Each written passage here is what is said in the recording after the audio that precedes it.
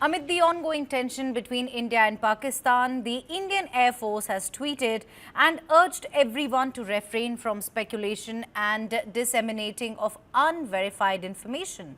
The IAF tweet said that since the operations are still ongoing, a detailed briefing would be conducted in due course. IAF has also stated that they successfully executed its assigned tasks in Operation Sindoor with precision and professionalism. Operations were conducted in a deliberate and discreet manner aligned with national objectives. Operation Sindoor still ongoing, briefing soon. This is the takeaway from the, IAF tweet right on your screens. This is the, Air Force's statement after India-Pakistan ceasefire. The Indian Air Force stated that Operation Sindoor, launched as a counter-offensive against the Pahalgam terror attack, which claimed the lives of 26 innocent people, is still in progress. Now, this comes a day after United States President Donald Trump announced a ceasefire between New Delhi and Islamabad, of course, which was breached by Pakistan within hours. The IAF said since the operations are still ongoing, a detailed briefing will be conducted in due course. The IAF has urged all to refrain from speculation and disseminating of unverified information.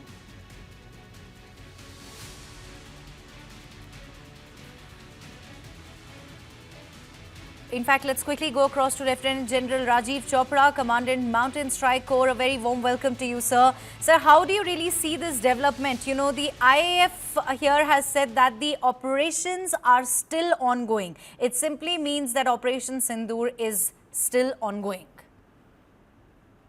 It is a pleasure to interact with you all on the News9 channel. It is a very prestigious channel.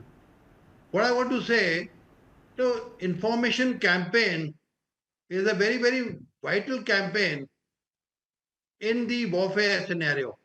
Whether you call the information campaign, psychological campaign, propaganda campaign, or now it is being called a narrative building.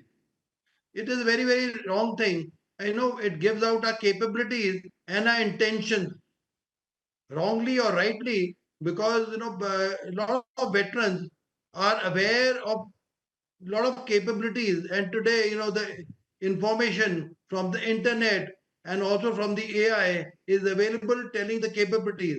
If we have inside knowledge of being in service for a good amount of years, we tend to leak out inadvertently or advertently, which may hamper future operations or bring down the morale of our forces or intent. Pakistan is a very, very clever enemy. It may home on to that and again bring information campaign about our capabilities and intent, which may be offensive. As the government stance and the services stance is that we are not escalating the warfare. It is only if you do something, we'll retaliate in the same domain with the same intensity. We are basically peacemakers, and we want to tell them that escalation is not going to be us. We wanted to teach you a lesson. We wanted to tell you that the terror camps need to be dismantled because you are bringing terrorism to the world and also to India. And the last nail on the coffin was the Pahalgam operation. Therefore, my again humble request to all the experts in whatever domain they are to give very, very brief information on the ongoing operations and not tell the intricacies of the capabilities and the intent or do rumor mongering or to bring a bad name to the government why we had gone for cessation of military operations. Right, continue to stay with us. I'm also joined by Dr. Abhinav Pandya, terrorism and radicalization expert. Sir, what's your reading of whatever has happened so far? Have we hit Pakistan where it hurts the most? No, I don't think so. Very plain and blunt answer. First of all, this attack happened like 10, 12 days after the Pahalgam terror incident.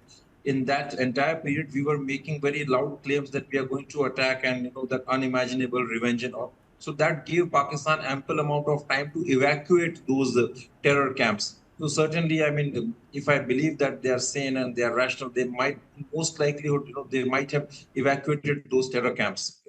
But 14, still, I will 14 members, congratulate the sir, government. Dr. Pandey, I'm so sorry I'm interrupting you here, but 14 members of Masood Azhar's family were killed. That's a Yes, credible yes, I'm information coming with to us. that. Yes, I'm coming to that. So yes, but still, having said that, I would like to congratulate the government, for at least neutralizing some of the key members of Masood Azhar's family. Still, I'm yet to confirm the death of Mufti Rauf Asghar, who's brother of Masood Azhar and the de facto operational chief of Jaish-e-Mohammed. But still, killing, neutralizing 10 family members of Masood Azhar is a debilitating blow to Jaish-e-Mohammed. And but that adds another concern to our security challenges, because Jaish is a family-driven organization, and he's going to use this to recruit more and more terrorists and also unleash Fidayeen attacks in India. That's one thing. Secondly, regarding the assessment of what has happened so far, I feel that we have ended up with embittered and emboldened Pakistan.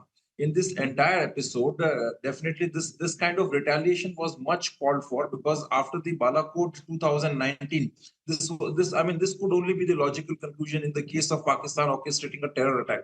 But then, what was our objective? We have not gained any territory, and fine. Let's say that was not our objective. But if our objective was putting a credible deterrence on Pakistan, I don't think that's going to happen. Pakistan showed it yesterday only, right after 3 hours of ceasefire. They broke the ceasefire, giving it a clear message that we don't agree, we don't really respect you, and we are going to have a ceasefire on our terms and conditions.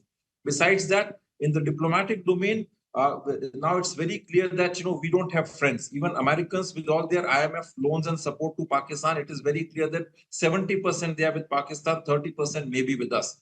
Perhaps they are punishing India for not siding with them in the Ukraine-Russia conflict. Secondly, China now comes out in the open. There is no doubt that China is going to stand firm with them.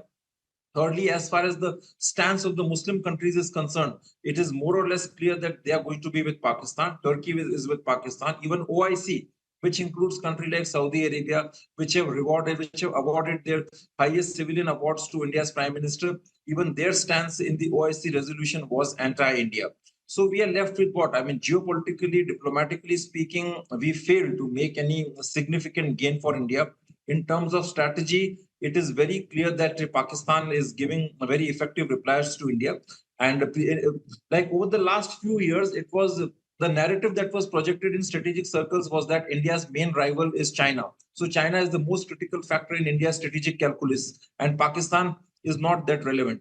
But this recent episode has kind of busted that myth. And now we have to reckon that Pakistan is a formidable force and we need some effective solution.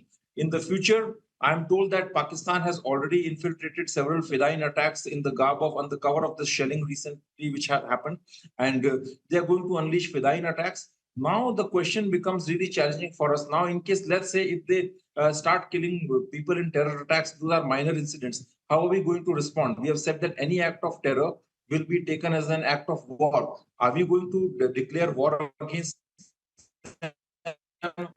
If they, let's say, if they kill like 4 or 5 people in terror attacks? Solution, that is finding some permanent effective solution for Pakistan, and that is balkanization of Pakistan. You have to take a decision at this point. If we don't do that, Pakistan's next strategy would be to unleash terror attacks, humiliate India in front of the world community, also humiliate Prime Minister Modi's leadership in the Indian constituency, and just make it more and more difficult for us.